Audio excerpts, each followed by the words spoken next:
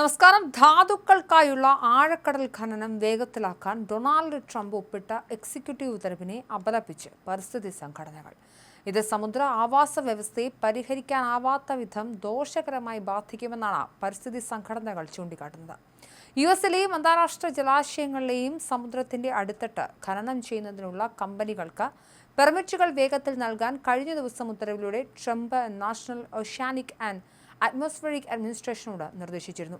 സൈനിക ആവശ്യങ്ങൾക്ക് ഉൾപ്പെടെ ഹൈടെക് നിർമ്മാണത്തിൽ ഉപയോഗിക്കുന്ന നിക്കൽ, കൊബാൾട്ട്, മാംഗനീസ് തുടങ്ങിയ നിരവധി നിർണായക ധാതുക്കൾ നിയന്ത്രിക്കാൻ ചൈന തുനിയുന്നുവെന്ന് ചൂണ്ടിക്കാട്ടിയാണ് ഈ നീക്കം.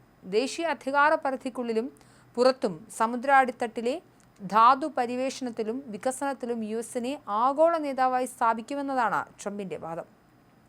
കാനഡ ആസ്ഥാനമായുള്ള മെറ്റൽസ് കമ്പനി അന്താരാഷ്ട്ര ജലാശയങ്ങളിൽ ഖനനം ചെയ്യുന്നതിന് ഒരു യുഎസ് അനുബന്ധ സ്ഥാപനം വഴി അനുമതി തേടുമെന്ന് പറഞ്ഞതിന് പിന്നാലെയാണ് പുതിയ ഉത്തരവ്.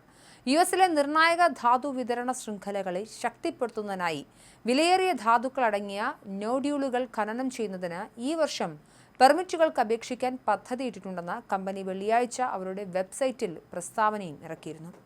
എല്ലായ്പ്പോഴും എന്ന പോലെ സ്പോൺസർ ചെയ്യുന്ന രാജ്യങ്ങളുടെയും പങ്കാളികളുടെയും നിക്ഷേപകരുടെയും താൽപ്പര്യങ്ങൾക്കനുസൃതമായി പ്രവർത്തിക്കാൻ ഞങ്ങൾ പ്രതിജ്ഞാബദ്ധരാണ്, കമ്പനിയുടെ ചെയർമാനും ചീഫ് എക്സിക്യൂട്ടീവുമായ ജെറാൾഡ് ബാരൻ പറഞ്ഞു.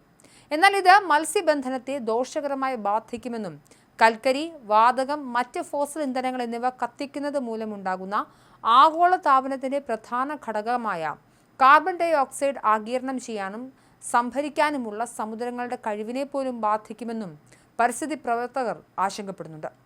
30-ലധികം രാജ്യങ്ങളും മത്സ്യബന്ധന വ്യാപാര ഗ്രൂപ്പുകളും പരിസ്ഥിതി പ്രവർത്തകരും ചില ഓട്ടോടെക് കമ്പനികളും കടൽത്തീര ഖനനത്തിന് മൊറട്ടോറിയം ഏർപ്പെടുത്തണമെന്നും ആവശ്യപ്പെട്ടിട്ടുണ്ട്.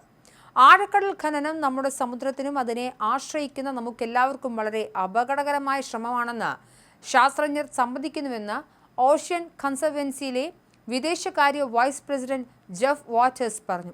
ആഴക്കടൽ ഖനനം മൂലമുണ്ടാകുന്ന ദോഷങ്ങൾ സമുദ്രത്തിന്റെ അടിത്തട്ടിൽ മാത്രമായി പരിമിതപ്പെടുന്നില്ല.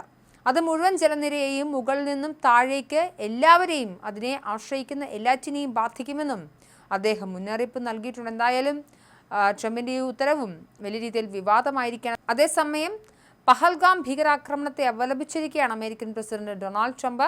പഹൽഗാമിൽ നടന്ന ആക്രമണം തീർത്തും ദൗർഭാഗ്യകരമാണെന്നും ഇന്ത്യയും പാകിസ്ഥാനും തമ്മിലുള്ള പ്രശ്നങ്ങൾ അവർ തന്നെ സ്വന്തം നിലയിൽ പരിഹരിക്കുമെന്നാണ് പ്രതീക്ഷയെന്നും ഡൊണാൾഡ് ട്രംപ് പ്രതികരിച്ചു. ഇന്ത്യയുമായും പാകിസ്ഥാനുമായും എനിക്ക് വളരെ അടുത്ത ബന്ധമാണുള്ളത്.